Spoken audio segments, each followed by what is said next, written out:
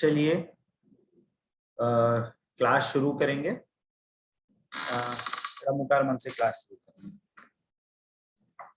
हाथ जोड़ने से भी ड़मो अरिहंताणम ड़मो से ताड़म ड़मो आयरियाड़म ड़मो वज्जायाड़म ड़मो लोए सवसागुणम।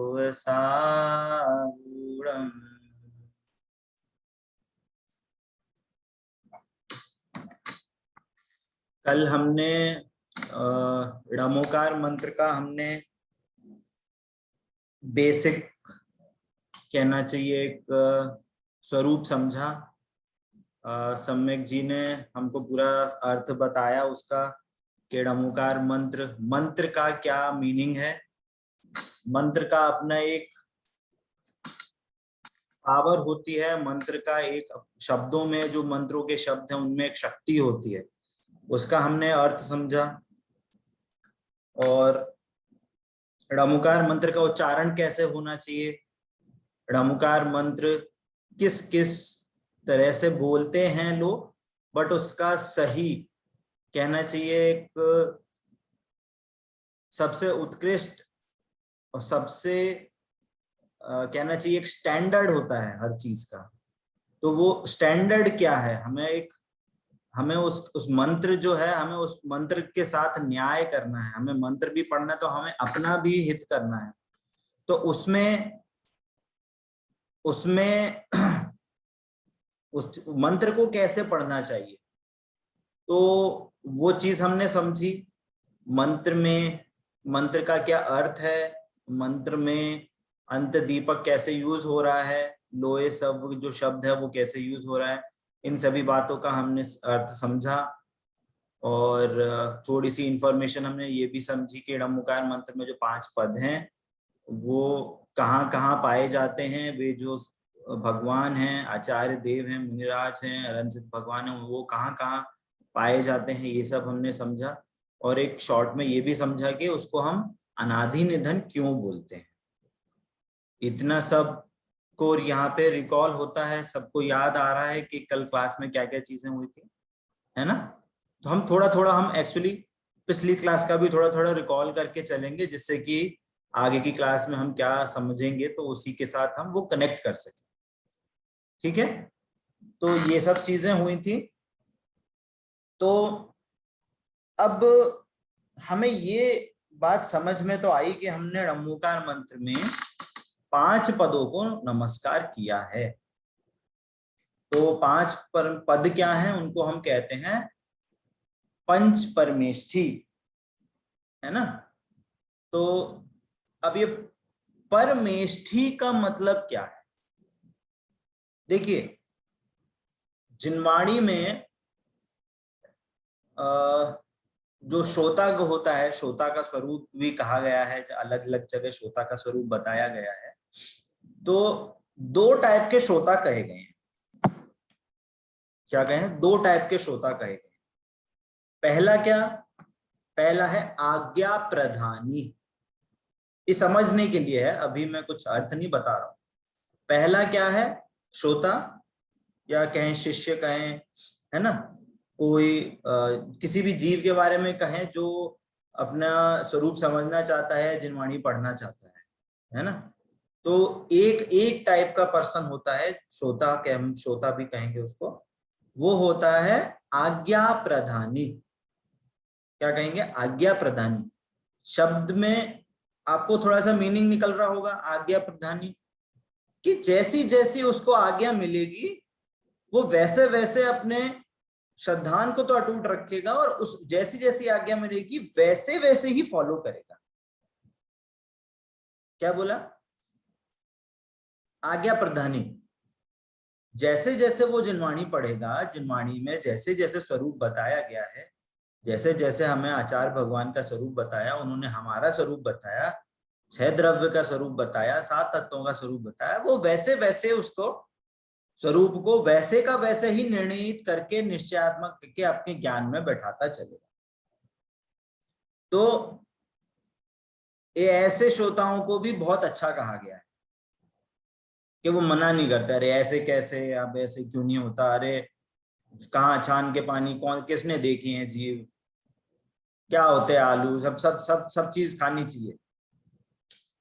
उससे उससे तो अच्छा है ना, उसको सर्वज्ञ देव में भरोसा है, उसको जैन धर्म में भरोसा है, उसको हमारे आचार्य देवों में भरोसा है, उन्होंने जो वाणी लिखी सब में भरोसा है, तो सब में भरोसा करता है और जो बातें कही वो करता है। तो ये शिष्य तो अच्छा है, पर इससे एक ऊपर भी शिष्य पाया जाता है, इसकी और थोड़ी अच्छी क्वालिटी है, जिसको कहते हैं, जिनवाणी में कहा गया है परीक्षा प्रधानी। क्या बोला? परीक्षा प्रधानी। पहला क्या था? आज्ञा प्रधानी। दूसरा क्या? परीक्षा प्रधानी। परीक्षा प्रधानी मतलब ये हम आपको एक कंसेप्ट दे रहे हैं, जिनवाणी में है, हम ये नहीं चल रहे कि आप आज्ञा प्रधानी हो, परीक्षा प्रधानी हो, मैं ये नहीं बता रहा हूं, मैं आपको एक कंसेप्ट दे रहा हूँ कि जिनवाणी में दोनों टाइप के शिष्य हैं और दोनों को भी सम्यक दर्शन हो सकता है, कोई ऐसी बात नहीं है, पर किसको ज्यादा उच्च कहा गया है, कहने का मतलब ये है। तो परीक्षा प्रधानी क्या करेगा कि जो जो जैसा जैसा जिनवाणी में कथन आया है वो उसकी परीक्षा करता है, ठीक है ना। अब परीक्षा करता है इसका मतलब ये नहीं है कि वो उनको काउंटर क्वेश्चन करेगा, अरे नहीं ऐसे नहीं, नहीं ऐसे नहीं, इसका अर्थ वो नहीं है। परीक्षा अर्थात कि वो उसमें लॉजिक लगाएगा कि ऐसा क्यों, और लॉजिक क्यों करने का भी लॉजिक ये नहीं है कि किसी चीज में भी लॉजिक इसी में लगाएगा कि जो उसकी बात को, उसके जो तत्व जो जिनवाणी में निरूपित किया है उसको सपोर्ट करके उसका निर्णय और दृढ़ करे। बात समझ में आ रही? जैसे मम्मी ने कहा, जैसे मम्मी ने कहा जाओ पढ़ो, पढ़ना चाहिए, पेरेंट्स कहते हैं पढ़ा लिखा करो, कोई तो बच्चे होते हैं ठीक है पढ़ लेते हैं, पढ़ाई कर ली, अच्छे बन गए, बड़े बन गए। कोई बच्चे क्या होते हैं, नहीं, क्यों पढ़ना है मेरे को, तो पापा से क्वेश्चन करेंगे, भैया क्यों पढ़ना है मेरे को, मैं क्यों पढ़ाई करूं, तो पेरेंट्स समझाएंगे देखो पढ़ाई करोगे, अच्छे कॉलेज में जाओगे, तो वो पूछेगा अच्छा अच्छे कॉलेज में जाके क्या होगा, अच्छे कॉलेज में जाओगे तो आपको अच्छी नौकरी मिलेगी, तो अच्छी नौकरी मिलने से क्या होगा, अच्छी नौकरी मिलेगी तो अच्छे पैसे कमाओगे, अभी मैं उदाहरण के रूप में कह रहा हूँ, है ना। तो वो बोलेंगे अच्छा अच्छे पैसे मिलेंगे तो क्या होगा, आपको गाड़ी खरीदनी है ना, आपको वो होंडा सिटी अच्छी लगती है ना, आपको वो वाली बाइक अच्छी लगती है ना, तो आपके पास जब पैसा होगा तो आप अच्छी अच्छी गाड़ी भी खरीद सकोगे। तो वो लॉजिक से सिद्ध करते हैं उसको कि अगर आप अभी पढ़ाई कर लोगे तो अच्छे कॉलेज मिलेगा, अच्छा कॉलेज से अच्छी नौकरी मिलेगी, अच्छी नौकरी से अच्छा पैकेज मिलेगा, और अच्छे पैकेज से आपकी जो जो इच्छाएं हैं वो पूर्ण हो जाएंगी। तो बच्चे को लगता है हाँ ये बात तो सही, अब तो मैं पढ़ाई करूंगा। बात समझ में आती है? सबको ये बात थोड़ी क्लियर होती है कि क्या बोलना चाह रहा हूं मैं? वैसे ही जिनवाणी में एक परीक्षा प्रधानी शिष्य भी होता है, वो भी पूछेगा कि ऐसा क्यों। एक आचार्य देव हुए हैं, उन्होंने एक ग्रंथ लिखा है आप्तमीमांसा। क्या लिखा है? आप्तमीमांसा नाम का ग्रंथ लिखा है। आप्त मतलब, आप्त मतलब जो सर्वज्ञ वीतरागी देव हो, जो हितोपदेशी हो, उनको आप्त कहते हैं। और उनकी मीमांसा, मीमांसा मतलब एनालिसिस, हम भगवान की एनालिसिस कर रहे हैं। तो पहले ही श्लोक में उन्होंने कह दिया, उन्होंने ऐसा कहा कि हम आपकी पूजा क्यों करें। क्या कह रहे हैं? क्वेश्चन रेज कर रहे हैं, मतलब आचार्य देव भगवान की परीक्षा कर रहे हैं। कैसी परीक्षा कर रहे हैं? कि हम आपको क्यों पूजें, हमारी ऐसी क्या पड़ी है कि हम आपको पूजें, और आपको क्यों पड़ रही है कि हम आपसे, हम आपको मतलब वो हमसे पूजन करवाएं उनकी, ऐसी क्या क्या कारण है हम आपको पूजें। कि हमें इस कारण से नहीं पूजना कि आप समव शरण में 100 इंद्रों के द्वारा नतमस्तक होते हैं, सारे इंद्रों की जो कहना चाहिए एक शोभा है, सारे का वैभव है, वो आपके चरणों में जाके झुकता है, इसलिए हम आपको नहीं पूछते। आपके समोशरण में इतनी अतिशय होते हैं, है ना, इतना चकाचौंध होता है, इतनी इतनी सारी चीजें मिलती हैं, सुगंधित हवा चलती है, पुष्प वृष्टि होती है, इस कारण से हम आपको नहीं पूछते। हम आपको इसलिए पूछते हैं क्योंकि आप वीत राग और विज्ञानमयी हैं, आप केवल ज्ञानी हैं और सारे राग द्वेष से रहित हैं, इसलिए हम आपको पूछते हैं। और उन्होंने फिर आगे आगे और क्वेश्चन रेज करके वो उन्होंने सारी चीजें सिद्ध करी। तो कहने का मतलब क्या कि हम अब हम आगे बढ़ रहे हैं। अब हम इस क्लास में आके हम जैन धर्म का स्वरूप पढ़ना चाह रहे हैं कि मेरा स्वरूप क्या है, जैन धर्म का स्वरूप क्या है। तो हमारी थोड़ी प्रवृत्ति ऐसे होनी चाहिए, ऐसा क्यों? जैसे आज के काफी लोगों ने, हमने जब इंट्रोडक्शन क्लास दी थी तो बहुत से लोगों ने बोला था कि हम जैन धर्म समझना चाहते हैं और हमारी जो नई पीढ़ी है, हमारे बच्चे, हम उनको समझाना चाहते हैं, बट वो समझते नहीं है, क्योंकि वो क्वेश्चन पूछते हैं कि ऐसा क्यों, हम क्यों करें, हम मंदिर क्यों जाएं, हम नमस्कार क्यों करें। अब हम जब ब्रह्मोकार मंत्र पढ़ रहे हैं तो हमें उस टाइप के क्वेश्चन अब रेज होने चाहिए। कहने का मतलब यह है ना? आपको आप बात समझ रही है मैं किस एंगल से जाना चाह रहा हूं, क्या क्या किस चीज को मैं टच कर रहा हूं? कि हमें अब नमोकार मंत्र में हमने पंच परमेष्ठी को नमस्कार किया, है ना, अरहंतों को नमस्कार हो, सिद्धों को नमस्कार हो, आचार्यों को नमस्कार हो, उपाध्यायों को नमस्कार हो, लोक में सर्व साधुओं को नमस्कार, है ना। ये इस प्रकार से हमने सबको नमस्कार किया और इनको हमने नाम दिया पांच परमेष्ठी। तो अब इनको परमेष्ठी क्यों कह रहे हैं बताइए? पांच जो पद हैं इनको हम परमेष्ठी क्यों कह रहे हैं बताइए, अनम्यूट कर। क्योंकि ये परम पद में स्थित होते हैं और अपने गुणों में भी स्थिर रहते हैं। राजा महाराजा भी इनके सामने सिर झुकाते हैं, इसलिए इन्हें परमेष्ठी कहा जाता है। हाँ बताइए, और कौन बताए? और ये सभी में श्रेष्ठ होते हैं, अपने अरि का हर चीजों का हनन कर चुके हैं। चलिए अच्छा है। मतलब मैं एक्चुअली क्या चाहता हूं, मैं ना आप लोगों से इंटरेक्शन चाहता हूं।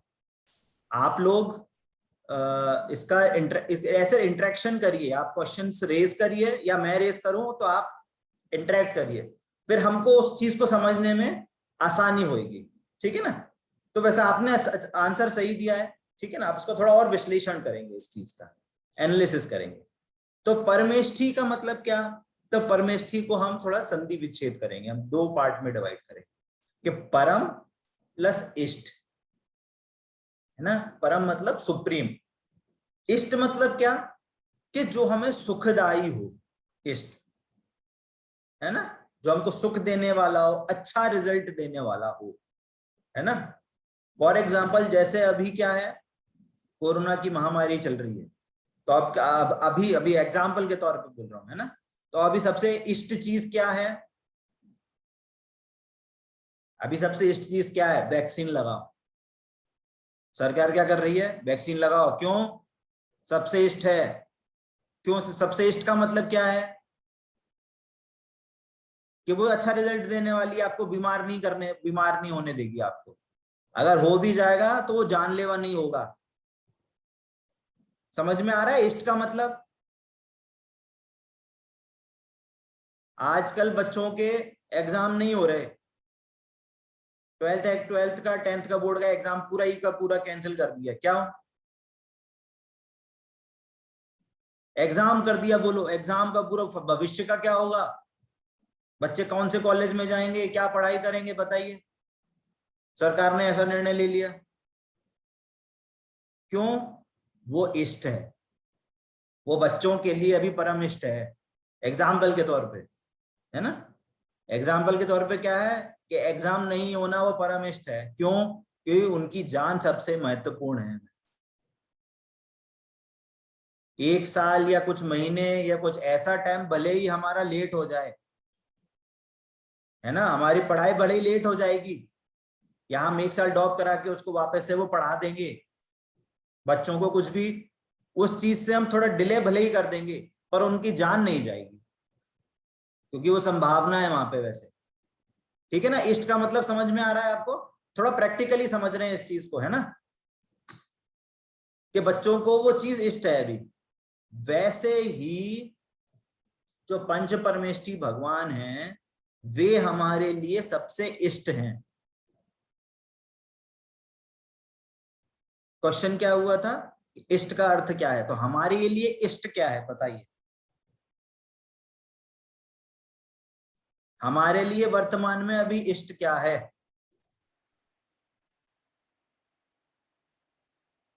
सबसे अच्छा। क्या है वो, क्या चीज है जो सबसे इष्ट है हमें वर्तमान में? वर्तमान में, भविष्य में हमारे सबसे इष्ट चीज क्या है बताइए। धर्म में विश्वास रखें। बताइए बताइए, और लोग बताइए। सुख सुख ही होना चाहिए। हाँ, आप अनम्यूट करके बोल सकते हैं। हम हेल्दी रहे, स्वस्थ रहे, ये हमारे लिए सबसे ज्यादा हितकारी और श्रेष्ठ है। अभी हम जिंदा रहेंगे तो कुछ कर पाएंगे। ठीक है, अच्छा, ये भी एक उत्तर है। और बताइए। हाँ, पूनम आंटी जी बताइए। पूनम आंटी ने बता दिया, सॉरी। हाँ, अंजलि जी। हाँ, मेरा निस्वभाव ही मेरे लिए इष्ट है। ये भी एक उत्तर है। हाँ, वर्षा दीदी आप कुछ कह रही थी। हाँ, हम मतलब सभी को डायरेक्टली या इनडायरेक्टली सब सुखी होना चाहते हैं, वही परम इष्ट है, सुख की प्राप्ति। देखिए, जब भी एक लक्ष्य बनाया जाता है ना, तो सबसे ऊंचा लक्ष्य बनाना चाहिए। क्या बोला? लक्ष्य हमेशा ऊंचा होना चाहिए। बच्चों को यदि कभी एंट्रेंस एग्जाम अगर हम पास करवाते हैं या एंट्रेंस एग्जाम की तैयारी करवाते हैं, तो कौन सा एग्जाम करवाते हैं? सबसे टॉप मोस्ट स्कूल की तैयारी, आईआईटी सीधे। अब हो नहीं हो वो उसके भवितव्य के हिसाब से, जैसा उसका पुण्योदय होगा या जैसा उसका क्रमबद्ध में होगा या उसकी जैसी होनहार होगी, वैसे वो उस चीज में जा पाएगा, वो डिफरेंट चीज है, ठीक है ना। वैसे ही हमें भी हमारा लक्ष्य एकदम टॉप का होना चाहिए। छैडाला में भी क्या कहा है? सुख चाहे दुख तय भयवंत, है ना। सारे जीव अभी क्या चाहते हैं? कोरोना से भी महामारी आई है तो क्या चाहते हैं भैया? मैं स्वस्थ रहूं। आंटी ने आंसर दिया ना कि मैं अभी स्वस्थ रहूं।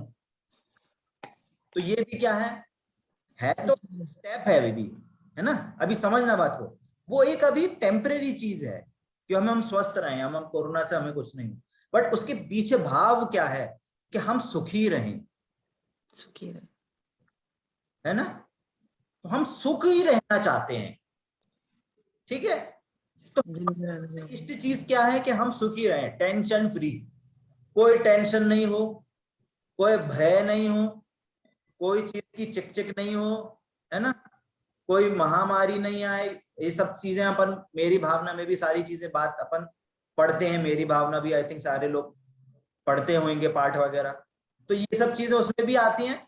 तो इसका आपको थोड़ा समझ में आ रहा है ना कि वो इष्ट चीज क्या है, ठीक है ना, हितकारी जो हमारा सुख प्राप्त करवाए हमारा। तो अब यहाँ पे क्वेश्चन उठता है कि सुख क्या चीज होती है। अब हम क्या कर रहे हैं, हम एक वे स्टेप बाय स्टेप को हम क्वेश्चन पूछ रहे हैं कि वो क्या है। हमने क्या स्टार्टिंग कैसे की थी कि हम परमेष्ठी को नमस्कार कर रहे हैं। तो क्वेश्चन क्या हुआ कि पंच परमेष्ठी को क्यों नमस्कार करना, इष्ट क्या है? तो आंसर हुआ कि हम सुखी होना चाहते हैं। तो अब सुख क्या है ना। तो अभी सुख की भी हम डेफिनेशन करेंगे। सुख की डेफिनेशन दो टाइप से होती है। सुख की डेफिनेशन दो टाइप से होती है। एक क्या होती है? सांसारिक सुख। एक क्या होती है? सांसारिक सुख। एक होती है पारलौकिक सुख, जो यहां संसार से नहीं, एक अलग पारलौकिक सुख। तो इसका अर्थ यहाँ पे ये है कि जब हम पंच परमेष्ठी को नमस्कार करते हैं तो हमें ऑटोमेटिक पुण्य बंध होता है। क्या होता है? हमें ऑटोमेटिक पुण्य बंध होता है। जब भी हम पंच परमेष्ठी देव शास्त्र, गुरु, हमारा मंदिर है ना, हमारी जिनवाणी के हम जब समीप आते हैं और हम उनकी आराधना करते हैं, आराधना करते हैं मतलब उनका स्वरूप समझकर हम उनको नमस्कार करते हैं। ये इंपॉर्टेंट बात समझना, उनका स्वरूप समझकर जब हम उसको नमस्कार करते हैं तो हमें पुण्य बंध होता है। पहली चीज, पहला चीज क्या कि हमें उसका क्या, उसके प्रति हमें क्या है, स्वरूप समझा है, उनके प्रति बहुमान आया है, तो हम उनको नमस्कार करेंगे। जब नमस्कार करेंगे तो हमें पुण्य बंध होगा, और जब पुण्य बंध होगा तो हमें ऑटोमेटिक हमारे आसपास में, हमारे संयोग में हमें ऑटोमेटिक अनुकूल सामग्री प्राप्त होगी। ये बात क्लियर होती है? स्वरूप समझा, भगवान की महिमा आई और भगवान को नमस्कार करा तो हमें पुण्य बंध हुआ, और पुण्य बंध होने से हमें अनुकूल सामग्री प्राप्त हुई। अब ये बात समझना, अब जो पुण्य भी है ना, पुण्य भी दो टाइप का होता है। अब हम बहुत अंदर अंदर आ रहे हैं, तो आप मेरे साथ पकड़ के चलना है। किसी को भी कोई डाउट हो तो आप मेरे को वापस टोक सकते हो, ठीक है ना? तो पहले क्या बात करी, पंच परमेष्ठी को नमस्कार क्यों किया गया, परमेष्ठी क्यों बोला, इष्ट का अर्थ क्या हुआ, सुख क्या हुआ, सुख के दो पार्ट, पारलौकिक सांसारिक सुख, पारलौकिक। सांसारिक सुख को भी हम क्या कह रहे हैं, पुण्यबंध, और पुण्यबंध भी दो प्रकार का। दो प्रकार का कैसे कि जो पुण्य, जो शुभ कार्य, जो शुभ भाव हमें मोक्ष मार्ग में सहायक हो, वो वास्तविक पुण्य कहलाता है। क्या बोला? जो पुण्य हमें मोक्ष मार्ग, रत्नत्रय, देव शास्त्र, गुरु के समीप लेके जाए, वो हमें वास्तविक पुण्य कहलाता है। और जो पुण्य हमें घर गृहस्थी, घोड़ा, मकान, बंगला, गाड़ी, फ्रिज, कूलर, जो हमें इनके समीप लेके जाए और इसी में भोगों में रमाए रखे, तो वो पुण्य नहीं कहलाता, वो पाप ही कहलाता है। क्या बोला? थोड़ी डिफरेंट चीजें समझ में, सुनने में आ रही होंगी आपको है ना? तो बिल्कुल भी मतलब हताश नहीं हुए, बहुत है, धीरे धीरे करके समझेंगे, ठीक है ना? क्या बोला? एक पुण्य वो होता है जो हमें देवशास्त्र गुरु के समीप लेके जाता है ना, हमारे देवशास्त्र गुरु के समीप लेके जाए, हमें रत्नत्रय मोक्ष मार्ग के समीप में लेके जाए, वो कहता है पुण्य बंध, वो वास्तविक पुण्य कहलाता है। और एक पुण्य होता है जो हमको घर, मकान, कूलर, सब में लगाए रखे, भौतिकता में लगाए रखे, ये वर्ड सही यूज हुआ है ना? तो वो हमें पाप, वो एक्चुअली पुण्य तो है, पर है वो पाप बंदी, क्योंकि श्रृंखला में वो एक्चुअली अभी वो पाप बंदी करा रहा है, ठीक है ना? हाँ वर्षा जी, आप कुछ कह रहे हैं? क्या वो हम पढ़ते हैं ना, पापानुबंधी पुण्य और पुण्यानुबंधी पुण्य और सअतिशय पुण्य। हाँ हाँ हाँ हाँ हाँ, यही पढ़े हैं वो, है ना? तो जैसे वर्षा दीदी ने क्या बोला हमें कि पुण्यानुबंधी पुण्य, कि वो जो पुण्य है पहला वाला जो हमें देवशास्त्र गुरु के समीप लेके जा रहा है, वो हमें वापस से पुण्य ही बंधाएगा, क्योंकि देवशास्त्र गुरु के पास जाएंगे तो हमारे भाव संक्लेश भाव नहीं होंगे, हमें वापस से हमें शुभ भाव की प्रवृत्ति ही होगी, पुण्य भावों की प्रवृत्ति होगी, तो उनको पुण्यानुबंधी पुण्य कहते हैं। और जो घर, मकान, कूलर, फ्रिज, टीवी, मोबाइल, इन सब में ही लगाए रखे, वो पापानुबंधी पुण्य है, क्योंकि उनमें प्रवृत्ति करने से पाप भावी होते रहेंगे, तो उससे वापस पुण्य नहीं होगा, तो इसलिए उनको पापानुबंधी पुण्य कहते हैं, ठीक है? तो अब वापस आते हैं, क्या कि हमें देवशास्त्र गुरु के समीप जाने से हमें पुण्य क्या होता है, हमें पुण्य बंद होता है। तो ये एंगल हमें समझना, यहाँ पे पापानुबंधी बंद की बात नहीं हो रही है, ये पुण्यानुबंधी पुण्य की बात हो रही है, ठीक है ना? पहली बात। दूसरी बात, तो ये हुआ जो पुण्यानुबंधी पुण्य हुआ, इसका मतलब ये कि हमारे भाव शांत होते हैं, हमें हमारे परिणामों में निर्मलता आती है ना? हम टेंशन फ्री रहते हैं, हमें किसी चीज में एकदम कहना चाहिए क्या क्या वर्ड होता है, हर चीज में हम रिजिड नहीं होते, सरल भाव होते हैं, सरलता रहती है हमारे परिणामों में। ये है, इसको कहते हैं हम सांसारिक सुख। पहले भी हमने बात करी थी, लग्जरी सुख नहीं होता है, लग्जरी सुख का कारण नहीं होती है। State of mind, peace of mind है वो वास्तव में सुख का कारण है। तो जो सांसारिक सुख है वो सांसारिक सुख मिलता है हमको। और दूसरा क्या, कि हमें पारलौकिक सुख की भी प्राप्ति होती है। अभी पारलौकिक सुख क्या है, पारलौकिक सुख का अर्थ क्या है?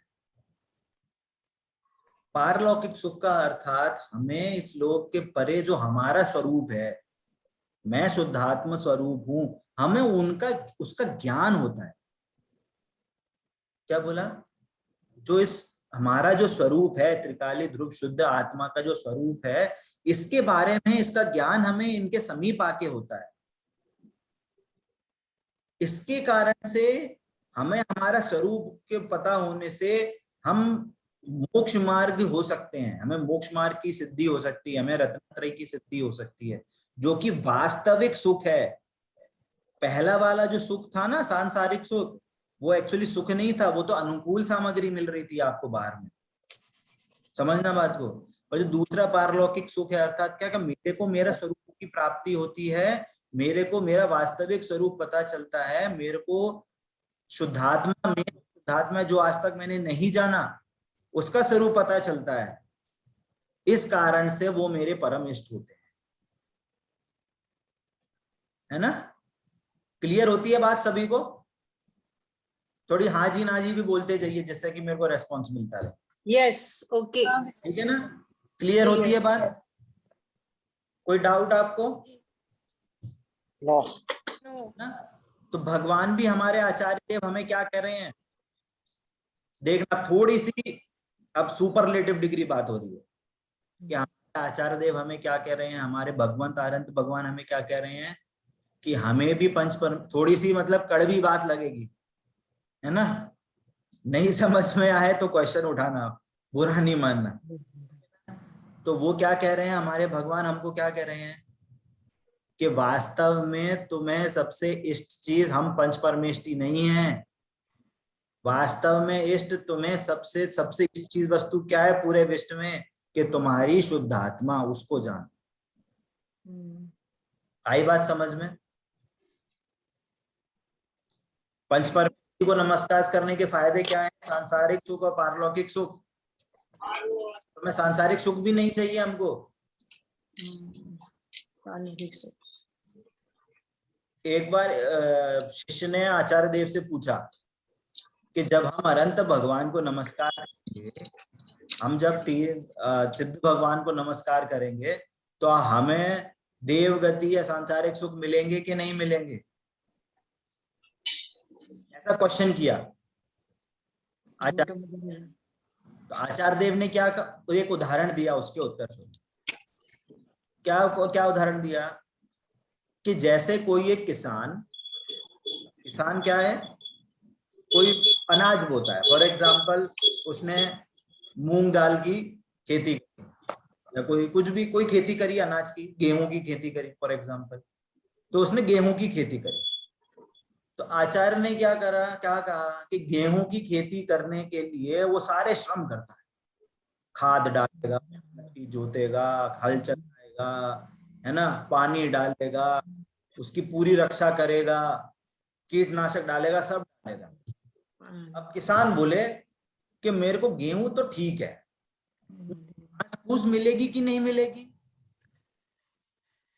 गेहूं की खेती करी तो मेरे को घास फूस मिलेगी कि नहीं मिलेगी, बताओ? वो तो ऑटोमेटिक ही मिलेगी भैया, वो तो ऑटोमेटिक आएगी। बात समझ में आती है? तो शिष्य ने क्या क्वेश्चन पूछा था कि मैं अनंत भगवान को नमस्कार, सिद्ध भगवान को नमस्कार करूंगा तो मेरे को देवगति के सुख मिलेंगे कि नहीं मिलेंगे? इंद्रदेव की कितनी नारियां होती है? 96, चक्रवर्ती की 96, और इंद्रदेव की तो पता नहीं कितनी नील, करोड़ों पता नहीं कितनी, उतनी रानियां होती हैं उसकी, ना? कुछ नील करके आता है, मैं अभी माइंड से स्लिप हो रहा है ना, तो अभी उसको एक बड़ा सा फिगर मानते हैं। इतनी रानियां मेरे को मिलेंगी कि नहीं मिलेंगी, मेरे को इतने रत्न मिलेंगे कि नहीं, मैं विमान में चलूं जाऊंगा कि नहीं जाऊंगा, है ना, ये सारी चीज मिलेंगे कि नहीं मिलेंगी। तो आचार्य देव कहते हैं जैसे गेहूं में घास मिलती है वैसे तुम्हें सारी चीजें मिल जाएंगी, पर अगर तुम घास की खेती करने बैठो तो गेहूं मिलेगा क्या? नहीं मिल सकता है, नहीं मिलेगा। वैसे ही यहाँ पे हम पंच परमेष्ठी भगवान को नमस्कार कर रहे हैं, तो हमारा उद्देश्य क्या है? सांसारिक सुख उद्देश्य है कि पारलौकिक सुख उद्देश्य है? पारलौकिक सुख। पारलौकिक सुख। पारलौकिक सुख हमारा उद्देश्य होना चाहिए, और पारलौकिक सुख अगर हमारा उद्देश्य होगा तो सांसारिक सुख ऑटोमेटिक मिलेगा। आप सुनना, एक और बहुत कहते हैं बहुत कठिन बात कह रहे हैं, यदि किसी का सांसारिक सुख अगर किसी का उद्देश्य है तो वो ग्रहित मिथ्या है। क्या बोला? वापस वापस वापस, नहीं आया समझ में? चलिए अंजलि दीदी बोल रहे नहीं आया, मेरे को समझ में नहीं आया। मैंने कहा एग्जाम्पल ऐसे ही बोल रहा हूँ, आया आपको समझ में, बट वापस क्या बोला? कौन सी गाड़ी में चढ़ गए? दूसरी गाड़ी में चढ़ गए कि अपनी गाड़ी में ही है ना? क्या बोला? हमारा उद्देश्य पारलौकिक होना चाहिए। पारलौकिक मतलब मेरा स्वहित कहाँ है, मेरा शुद्धात्मा का स्वरूप मेरा वास्तविक सुख है, उसकी प्राप्ति मेरा वास्तविक सुख है। यदि हम देवशास गुरु के सामने सांसारिक सुख की कामना करते हैं तो जिनवाड़ी में उसे गृहीत मिथ्यात्व कहा। ये बहुत इंपॉर्टेंट बात है समझने के लिए, है ना। हमें भगवान के सामने ये नहीं करना, भगवान मेरा कोई एग्जाम है तो मेरे को पास करा दो, या मेरे बच्चे की तबीयत सही नहीं है उसको सही करा दो। जब आप उसको सही करा दोगे तो मैं शांति विधान कराऊंगा। बात समझ में आती है? अरे मेरे बच्चे की नौकरी लगवा दो, मैं इतने का दान दूंगी मंदिर में, या इतनी प्रदक्षिणा दूंगी, इतनी माला लगाऊंगी। ये उद्देश्य नहीं है नमोकार मंत्र का, बिल्कुल भी नहीं है। नमोकार मंत्र का उद्देश्य है, नमोकार मंत्र का हमें क्या भाव समझ में आना चाहिए कि हम अपने पारलौकिक हित, अपने वास्तविक हित, मैं अपने वास्तविक हित के लिए भगवान को नमस्कार कर रहा हूं, और मेरा वास्तविक हित है मेरा स्वरूप समझना। ये अर्थ समझ में आता है? ये एनालिसिस क्या हुआ? हमने पंच परमेष्ठी को नमस्कार करने का अर्थ किया, इसी से नमोकार मंच को पंच नमस्कार मंत्र भी कहते हैं। ये हमने इसका समझ लिया। कल हमने एक क्लास की एंडिंग 5 नामों से करी थी ना। नमोकार मंत्र को हम 5 मुख्य 5 जानते हैं, उसके और थोड़े 5 अर्थ भी हैं, 5 नाम हैं उनके। बात समझ में आती है? पहला हमने क्या किया? पहला तो हमने अनादि निधन का अर्थ समझा था, थोड़ा रिकॉलिंग करते हैं। अनादि निधन का अर्थ क्या था कि ये जो हमने 5 लोगों को नमस्कार किया है, ये वास्तव में कभी इनका नाश नहीं होता। ये आगे भूतकाल में भी 5 पद थे, इनसे जीवों ने मोक्ष की प्राप्ति करी है, और आगे भी हमें जीवों की मोक्ष की प्राप्ति इन्हीं पदों के माध्यम से होगी, या इनसे मोक्ष मार्ग चलेगा। और कोई पद नहीं है जो वास्तविक सुखी हो। हमारे सिद्ध भगवान हैं और जो हमारे अनंत भगवान हैं वो पूर्ण वीतरागी, पूर्ण ज्ञानी हो चुके हैं, तो पूर्ण सुखी हैं। और आचार्य उपाध्याय साधु, इन्हें भी आंशिक रूप से वीतरागता और सम्यक ज्ञान प्रकट हुआ है, ज्ञान आत्मा का ज्ञान प्रकट हुआ है, तो ये भी आंशिक रूप से सुखी हैं। तो ये भी आगे होते रहेंगे भविष्य में। इसलिए इसको जिनको नमस्कार किया है वो अनादि निधन है, इनका कभी नाश नहीं होगा, इसलिए इसको अनादि निधन मंत्र कहते हैं। ये हमने बात समझी थी कल। आज हमने बात समझी कि इनको पंच नमस्कार मंत्र क्यों कहते हैं, कि 5 परमेष्ठी को हमने नमस्कार किया है तो हमारे इष्ट हमारे इष्ट की सिद्धि होती है इनको नमस्कार करने से, इसलिए इनको पंच नमस्कार मंत्र, पंच परमेष्टि नमस्कार मंत्र हम इसको कहते हैं। ठीक है, एक क्वेश्चन था हमारा, हाँ पूछ सकते हैं? हाँ बिल्कुल बिल्कुल। अच्छा, ये जो अनादि निधन मंत्र है उसको हम ऐसे भी डिफाइन कर सकते हैं कि उत्सर्पणी काल और अवसर्पणी काल दोनों कालों में पंच परमेष्ठी होते हैं, तो इसलिए ये अनादि निदान मंत्र है, इससे भी डिफाइन कर सकते हैं। हाँ मतलब देखिए, कैसे भी आप उसको कहना चाहिए, कैसे भी अर्थ करें, पर यहाँ पे बस बात यह है कि भूतकाल में भी ये 5 पद होंगे, पंच परमेष्ठी रहेंगे, वर्तमान में भी हैं और आगे भी होते रहेंगे। हाँ, इसका अवसर्पणी काल उत्सर्पणी काल से कोई मतलब नहीं है, कितने ही काल हो जाए, एक काल अवसर्पणी कितने उत्सर्पणी हो जाए, कितने उत्सर्पणी, कोई रिलेशन नहीं है। हर काल में पंच परमेष्ठी होती है, तो हाँ, हर काल में ये मंत्र भी होगा। हाँ, और हर काल में इसके उपासक भी होंगे। उपासक मतलब कि जिन्होंने ऐसा स्वरूप जाना है, तो जो इनको नमस्कार करते हैं वो उपासक भी तीनों काल में रहेंगे, है ना। तो इसलिए इसको अनादि निधन कहते हैं। और हमने अभी पंच नमस्कार मंत्र के हमने पंच परमेष्ठी, हमें हमारे इष्ट को नमस्कार किया, क्योंकि हमारे इष्ट की सिद्धि इनको नमस्कार करने से होती है। ये ठीक है, ये बात क्लियर होती है सभी को? Everybody is okay with it? आगे करें, आगे चलें? जी भैया। ठीक है, 2 अर्थ हमने करा, पंच नमस्कार, पंच परमेष्ठी नमस्कार मंत्र, पहला और करा था अनादि निधन। अब दूसरा नाम है इसका महामंत्र। जैसे हमने चैप्टर में भी देखा था, पीडीएफ में हमने जो देखा था चैप्टर का नाम, तो ड़मोकार महामंत्र। महामंत्र क्यों बोलते हैं, कोई बताएगा हमें इसका अर्थ? इसमें भी बहुत भाव है। श्रेष्ठ है जैसा कोई नहीं, इस मंत्र से ही अन्य, मतलब ये ऐसा मंत्र है जिससे ही सारे अन्य मंत्र निकलते हैं, या बीज अक्षर निकलते हैं। 84 लाख मंत्रों की सभी मंत्रों में वो जो श्रेष्ठ अर्थ है वो अर्थ है वो मूल मंत्र में है।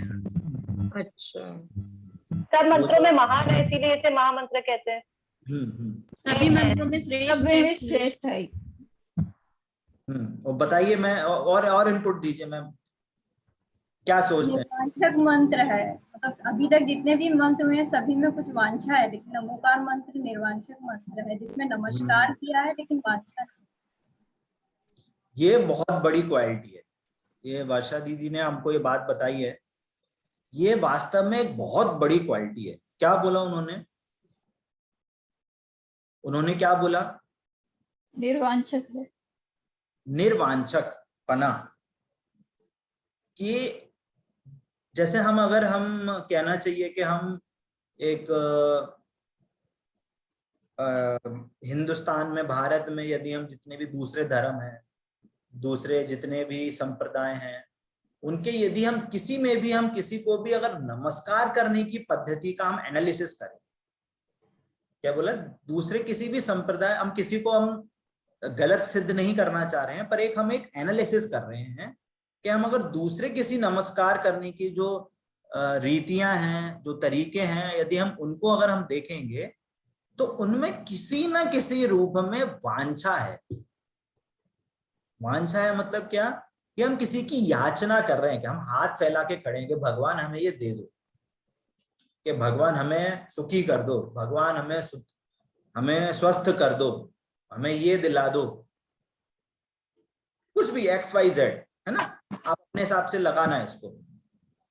परंतु इस मंत्र में, इसमें जब हम जितने हैं हमने पदों को नमस्कार किया है, हमने किसी भी पद को कोई वांछा नहीं करी कि हमें इस कारण से हम इसको आपको नमस्कार कर रहे हैं, कि हमें ये मिल जाए तो हम आपको नमस्कार करेंगे। बात समझ में आता है? निर्वांछक का मतलब कोई याचना नहीं है, याचना नहीं है, अर्थात इसके दूसरा मीनिंग भगवान डिमांड नहीं है, डिमांड नहीं है। हाँ, डिमांड नहीं है, हम डिमांड नहीं कर रहे, कोई एग्रीमेंट नहीं कर रहे हैं हम भगवान से कि हम आप हमको ये मिलेगा तब हम आपको नमस्कार करेंगे। बात समझ में आती है कि यहाँ पे कोई चीज की डिमांड नहीं है। टाइम ऐसा भगता है क्लास में, समझ में नहीं आता इतनी जल्दी, इतना टाइम हमारा क्लास का एंड होने वाला है। चलिए थोड़ा सा जल्दी जल्दी करेंगे। इसका अर्थ क्या कि कोई डिमांड नहीं है, इसका अर्थ क्या कि वो भगवान है, हम भक्त हैं, इस टाइप का भी रिलेशन नहीं है इस मंत्र में। बात समझ में आ रही है? अगर आप भक्त होंगे तो भक्त याचना करेगा भगवान से।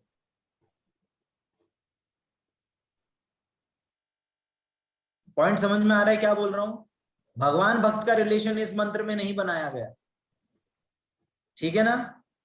और एक और एंगल है कि ये थोड़ा व्याकरण, एक और अर्थ है इसका महामंत्र है, थोड़ा व्याकरण के हिसाब से है कि इस मंत्र में सबसे ज्यादा पद हैं, सबसे ज्यादा अक्षर हैं, सबसे ज्यादा मात्राएं हैं, सबसे ज्यादा स्वर हैं, सबसे ज्यादा व्यंजन है। ये व्याकरण के हिसाब से है कि इससे ज्यादा नहीं हो सकते। और तो क्या बोलते हैं कि 5 पद हैं, ये व्याकरण के हिसाब से, आप चाहें तो उसको नोट कर सकते हैं। ऋणमुकार मंत्र में 5 पद हैं। 5 पद है मतलब 5 सब पार्ट है। पहला बात। दूसरी बात कि 35 अक्षर हैं, है ना, 35 अक्षर हैं इसमें। 58 मात्राएं हैं, 58 मात्राएं हैं, 34 स्वर हैं और 30 व्यंजन है। ये व्याकरण के हिसाब से हुआ है बात कि इससे ज्यादा इस मंत्र में और कुछ नहीं हो सकता। अगर कुछ भी ऊपर नीचे करेंगे तो फिर वो मंत्र जो हमने कहा था ना कि मंत्र की सिद्धि गलत होगी। फिर जैसे हमने कहा था पुष्पबली ने, उनको एक अक्षर कम एक अक्षर ज्यादा थे तो उनकी सिद्धि सही सिद्धि नहीं हुई थी। पूर्ण मतलब जो एक सुंदर, जो एक देवी प्रकट होनी चाहिए वो नहीं हुई थी।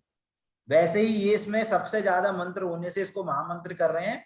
कुछ भी एक मंत्र एक अक्षर ऊपर नीचे होगा तो वो उसके मंत्र की महत्व नहीं रहेगा। तो इस एंगल से भी हम इसको महामंत्र कहते हैं। ठीक है, आप रिपीट कर दीजिए भैया जी। इसमें 5 पद है वो तो पता है, लेकिन इसमें अक्षर मात्राएं ये भी गिनना बताइए, मतलब कैसे काउंट करें। ये व्याकरण के स्वर व्यंजन, ये व्याकरण के हिसाब से है। व्याकरण के जो विद्वान होते हैं उन्होंने ये एनालिसिस करा है ना। मेरे पास कंटेंट है इसका, है ना। अब ये कैसे है इसको मैं थोड़ा देख के बताऊंगा आपको, तो इसको नोट कर सकते हैं। इसमें भी उसके कुछ रूल्स होते हैं। जैसे कोई भी छंद होता है ना, जैसे दोहा, जैसे हम कभी पूजा करते हैं तो एक दोहा छंद होता है, एक सोरठा छंद होता है ना। तो ऐसे ऐसे अलग टाइप के छंद होते हैं, है ना। तो इसको हम आर्य छंद बोलते हैं। जो इसको हम जिस लय में गाते हैं ना उसको आर्य छंद बोलते हैं। तो इसमें इतने अक्षर मात्राएं होना जरूरी है। इसका एक रूल रेगुलेशन होता है, मिनिमम इतनी, मैक्सिमम इतने। इसका एक रूल होता है प्रॉपर व्याकरण के हिसाब से। जब आप जाएंगे इसको कहते हैं ये व्याकरण में जब पद्य रचना कहते हैं, क्या कहते हैं, पद्य रचना जब होती है तो इन सब के रूल्स रेगुलेशन पहले से बनाए गए हैं कि आर्य छंद में कितने होंगे, दोहा छंद में कितने होंगे, मिनिमम मैक्सिमम, सोरठा छंद में तो पूजा वगैरह में हम जल्दी पढ़ते हैं ना, तो एक वीर छंद होता है। तो ऐसे अलग अलग प्रकार के छंद होते हैं, जैसे जो लाइन पोयम्स हम गाते हैं तो उनका एक व्याकरण में रूल्स रेगुलेशंस होते हैं कि उनमें कंडीशन होती है क्या मिनिमम इतने होने चाहिए, मैक्सिमम इतने होने चाहिए। तो उसके हिसाब से जो णमुकार मंत्र है ये आर्य छंद का सबसे मैक्सिमम है इसमें, कि इसके अलावा किसी और में ज्यादा नहीं हो सकते। तो उसमें क्या बोल रहे हैं, 5 पद हैं, 35 अक्षर हैं, 58 मात्रा है और 34 स्वर और 30 व्यंजन। तो इनका जो कॉम्बिनेशन, ये जो सारी चीजों का कॉम्बिनेशन है ये सबसे ज्यादा है। किसी में हो सकता है 1 पद कम होगा, 2 पद होंगे, 3 पद होंगे, पर जो इनका जो कॉम्बिनेशन बन रहा है ना ये सबसे ज्यादा णमुकार मंत्र में है। ठीक है। एक और बात महामंत्र के लिए मैं चाहता हूं, मैं चाहता था कि इसमें हम थोड़ी और चर्चा करें, बट टाइम एंड हो गया है, पर मैं थोड़ा सा हिट करूंगा। अगर रहेगा तो फिर अगली क्लास में हम इसकी और थोड़ी चर्चा करेंगे कि इसको हम महामंत्र क्यों बोल रहे हैं। पहला तो रीजन बताया कि व्याकरण के हिसाब से इसमें सबसे ज्यादा अक्षर मात्राएं वगैरह सबसे ज्यादा हैं। दूसरा क्या बोला कि इसमें हमने याचना नहीं करी है ना, कोई प्रकार की हमने इच्छा नहीं करी, कोई डिमांड नहीं करी है इस नमस्कार मंत्र में। तीसरा रीजन महामंत्र का क्या है कि हमने किसी व्यक्ति विशेष को नमस्कार नहीं किया। इसका अर्थ मतलब क्या है कि हमने व्यक्ति विशेष को नमस्कार नहीं किया तो गुणों को नमस्कार किया है। तो गुणों को नमस्कार किया मतलब कि हमने सर्वज्ञ और वीतरागता है ना, इन दो गुणों को मुख्य रख के हमने इस नमस्कार मंत्र में 5 परमेष्ठियों को नमस्कार किया। तो जिन जिन में ये गुण पाए जाएंगे, क्या बोला, जिन जिन में ये गुण पाए जाएंगे उन सभी को मेरा नमस्कार हो। जो 3 काल के अनंत, 3 काल के सिद्ध, 3 काल के आचार्य, 3 काल के उपाध्याय, 3 काल के मुनिराज, है ना, सबको नमस्कार किया। तो कितने सारे जीवों को नमस्कार किया हमने, अनंतानंत जीव को नमस्कार किया। इसलिए इसको महामंत्र कहते हैं। इसकी एक और स्पेशल बात, इस थोड़ा ध्यान से सुनना, एकदम अटेंटिव होके, इसमें हमने अपने आप को भी नमस्कार कर दिया। क्या बोला, वापस पूनम आंटी बोली नहीं आया समझ। क्या बोला, किसी को कोई हिट हुआ, क्या बोला मैंने, हमने अपने आप को नमस्कार कैसे, ऐसे क्योंकि हम भी अवस्थाएं है ना, हम भी मोक्ष मार्गी होंगे, हम भी मुनि धर्म को धारण करेंगे, है ना। अगर किसी का विशेष पुण्य हुआ तो हम भी उपाध्याय बनेंगे। हो सकता है हम भी किसी को हम, क्या बोला किसी ने, सिद्धों को ये लघुनंदन है। हाँ नहीं, सिद्धों के लघुनंदन तो मुनिराज को कहते हैं। अच्छा, पॉइंट ये है कि हम वो कभी भी कभी ना कभी भविष्य में वो धारण करेंगे। कभी ना कभी हम, हो सकता है किसी न किसी को हम, हो सकता है वो आचार्य पद भी धारण हो विशेष क्वालिटी के कारण, है ना, या फिर हम नहीं भी हो तो मुनिराज से अनंत होएं और सिद्ध बन जाएं। तो हम उन त्रिकालवर्ती अनंत सिद्धों में अपने आप को भी गिन के हम अपने आप को भी नमस्कार करें। तो कोई भैया कल से ऐसा नहीं करना, भैया कल हम हमारी पूजा करो, राममुखार मंत्र में मेरे को भी नमस्कार किया है, ऐसा अर्थ नहीं है यहाँ, ठीक है ना। तो थोड़ा अपनी मान कषाय को थोड़ा सा कम करके, पर भाव समझिए इसको, है ना। थोड़ा सा हमने हंसी मजाक के तौर पे कहा है इसको, पर भाव बहुत गहरा है ना।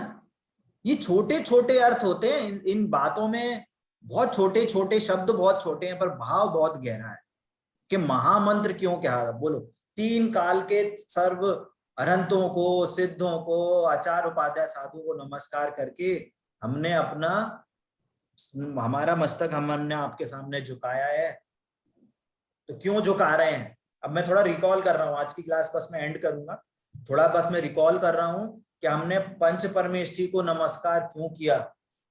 हमें अपने इष्ट की सिद्धि करने के लिए हमने उनकी नमस्कार किया है। और इष्ट कैसा है, हमें अपना स्वरूप समझना है, हमने अपने स्वरूप की प्राप्ति करनी है ना, ये हमारा इष्ट है। और क्या किया कि महामंत्र है, हमने कोई याचना नहीं करी, हमने कोई डिमांड नहीं रखी,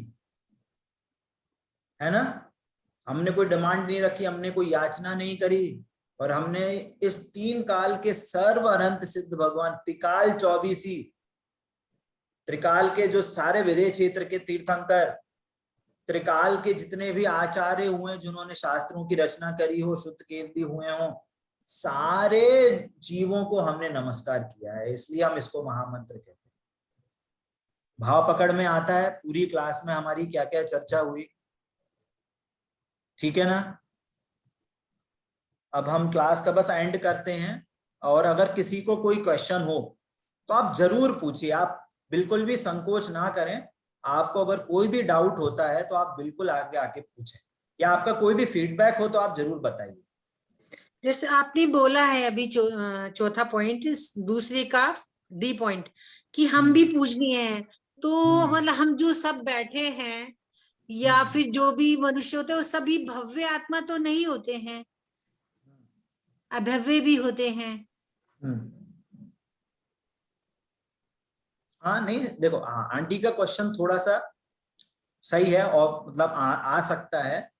तो यहाँ पे देखना, एंगल समझना आंटी थोड़ा सा क्या। अच्छा, हम सबको पूजनीय नहीं कह रहे, अभी पूजनीय नहीं कह रहे, वर्तमान में पूजनीय नहीं कह रहे अभी, कि हमने जब 3 काल के में अगर जो अरहंत सिद्ध भगवान होंगे उनको नमस्कार किया है, तो यदि अगर कोई जीव उस अवस्था को धारण करेगा तो हम उस अवस्था के कारण उनको वहां पे पूजनीय कह रहे हैं, नहीं कह रहे।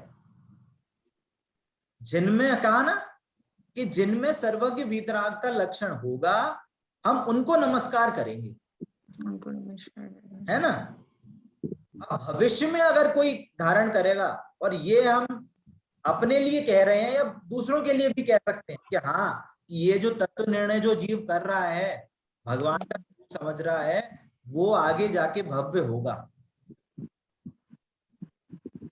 है ना। अब भव्यों का पोर्शन बहुत कम है, आप इसकी टेंशन मत लेना। अच्छा, अधिकतर जीव भव्य ही होते हैं, रेयरली कोई अभव्य होता है। तो उस टाइप में हमें उस डिस्कशन में नहीं जाना कि हम भव्य हैं कि अभव्य हैं। भैया ये तो केवल ज्ञानी कोई पता है, अनंत भगवान सिद्ध भगवान कोई पता है। अगर किसी को टेस्ट करना है तो इस मार्ग में लगो, अरहंत सिद्ध बन जाओ, पता चल जाएगा भव्य है कि नहीं। सिंपल सा है, सिंपल सा आंसर है इसका। तो आप बिल्कुल भी संदेह नहीं करना। बस यहाँ पे अर्थ इसका ये है कि जो जीव उस अवस्था को धारण करेगा, जो जीव उस अवस्था को धारण करेगा, अर्थात तो उस गुणों को धारण करेगा, वीतराग को धारण करेगा, हम उस गुणों के कारण हम उस जीव को उस अवस्था में नमस्कार करते हैं। अभी हम नमस्कार करने योग्य नहीं है, क्योंकि हमें अभी सर्वज्ञ वीतरागता नहीं। अच्छा, एक और प्रश्न है कि जैसे अरहंत है, अभी आपने बोला नमो अरहंतानम, अभी पहले जैसे नमो अरिहंतानम सब बोलते, तो ये आप बाद में हमें बताएंगे, क्योंकि किसी को ये बात समझाना कि नमो अरिहंतानम मत बोलो, नमो अरहंतानम बोलो, ये बड़ा मुश्किल है। वैसे आंटी थोड़ा टाइम हो रहा है, इसका हम नेक्स्ट क्लास में चर्चा करते हैं। इसका आंसर मैं नेक्स्ट क्लास में दूंगा। वैसे इसमें कहना चाहिए कि कोई द्वेष करने वाली या मना करने वाली बात नहीं है। जैसे बहुत सी जगहों पे अरि भी यूज होता है, ऐसा व्याकरण में देखा जाए तो दोनों का अर्थ अरिहंत बोले, अरहंत बोले, है ना। तो दोनों में ऐसा कोई मनाही नहीं है, है ना। तो दोनों शुद्ध है, हाँ दोनों माने जा सकते हैं, बट ये कहने का मतलब ये है कि हम भाव को समझें उसका, है ना। शब्दों के पीछे मारामारी नहीं होनी चाहिए, है ना। अच्छा। हमको देखो, अरहंत कुछ भी हो सकता है, अरहंत हो सकता है, अरहंत हो सकता है, क्योंकि देखिए कि हम ऊपर से जब हमारी जिनवाणी बन के आती है ना, तो हमारे पास जो आचार्य ने एक्चुअल लिखी है वो हमारे पास नहीं है। वो क्या होता है, उसका ना कॉपीज बनती है, अच्छा, है ना। तो अब कॉपीज होते टाइम किसी ने ई की मात्रा छोड़ दी, अ की मात्रा छोड़ दी, तो उससे हमें कुछ नुकसान नहीं हुआ। उसमें बस हमें इसको बात समझना चाहिए कि इसका भाव क्या है। हमने भगवान को नमस्कार करा है, अरिहंत भी बोलते हैं, है ना, तो उसमें ऐसा कुछ नहीं है। बट इसके भाव को एक्चुअली क्या है ना, थोड़ा सा इसको टाइम चाहिए इसका अर्थ भी करने के लिए। हम थोड़ा टाइम से एक्स्ट्रा हो चुके हैं 10 मिनट। इसको नेक्स्ट क्लास में मैं आपका इसका आंसर दूंगा। अच्छा, एक और हमारा अगली क्लास में आंसर कि जैसे जो समूहशरण की रचना होती है, अधोलोक, मध्यलोक और ऊर्ध्वलोक, तो हम मध्य लोक में है मनुष्य, तो भगवान की जो समूहशरण की रचना होती है वो कहाँ पर होती है? वो मध्य लोक में ही होती है, मध्य लोक में ही होती है। जैसे हम ऐसे ऐसे देख सकते हैं भगवान को, वो जब समोशरण होता है 24 तीर्थंकर, यदि मैं उस समय थी, भगवान महावीर कोई भी तीर्थंकर समोशरण में, तो हम ऐसे देख सकते हैं भगवान को। हाँ बिल्कुल बिल्कुल, मतलब वो एक्चुअली जो समोशरण है ना, वो एक्चुअली ऐसे जमीन पे नहीं रहता है, वो हवा में ऐसे तैरता हुआ रहता है पूरा। देवों की रिद्धि से जो उसका उन्होंने समोशरण बनाया होता है, एक रिद्धि होती है, उसका एक पर्टिकुलर एक डिस्टेंस कहा गया है कि इतने धनुष ऊपर वो चलता है। वो ऐसा एक क्या कहते हैं, कर्णान युग में उसका पूरा एक कैलकुलेशन बताई गई है। तो वो ऐसे क्या कहते हैं, वो होती है विक्रिया रिद्धि होती है देवों की, वो भी समोशरण भी है, किसी देव का एक शरीर ही होता है, और सारी चीजें हवा में चलती हैं और हवा से ऐसे अपने आप चलती रहती है, जैसे उनका विहार होता रहता है रंध भगवान का। और वो भी मध्य लोक में ही कहते हैं, जहां जहां पे जैसे अभी कहते हैं कि महावीर भगवान का हुआ, चालू हुआ अयोध्या से, चालू हुआ इधर गया बिहार में गया, कैसे हैं कहाँ कहते हैं, वहां उज्जैन में गया, या कहाँ कहाँ उल्लेख, शिलालेख वगैरह में उल्लेख आता है, तो वो सारा बिहार से होता है, पर मध्य लोक में ही रहता है, मध्य लोक ही कहेंगे। भगवान जैसे केवली बनने के बाद मतलब धरती पर चलते हैं, या फिर उसमें मतलब धरती से ऊपर चलते हैं हमेशा, और एक समोशरण की रचना अलग हो गई, अरे खुद को उनको चलने का है, मतलब विहार करते हैं या बैठे रहते हैं? तो हाँ, तो उसमें क्या है कि उनका शरीर एक ही अवस्था में रहता है ना, वो अवस्था एक ही रहती है, या तो खड़गासन होंगे या पद्मासन होंगे, है ना। पर वो जो चलना रहता है, वो अब एक्चुअली क्या है, मेरी हम लोग की मीटिंग अभी एंड होने वाली है, ठीक है ना आंटी, इसका आंसर मैं नेक्स्ट क्लास में देता हूँ। जी जी, ठीक है, धन्यवाद, thank you very okay. Much, धन्यवाद। नमोकार मंत्र पढ़ेंगे। नमो अरिहंताणं नमो सेताणं नमो आयर्याणं नमो वचायाणं नमो लोये सवसाहुणं। जय जिनेन्द्र सभी को। सादर जय भैया।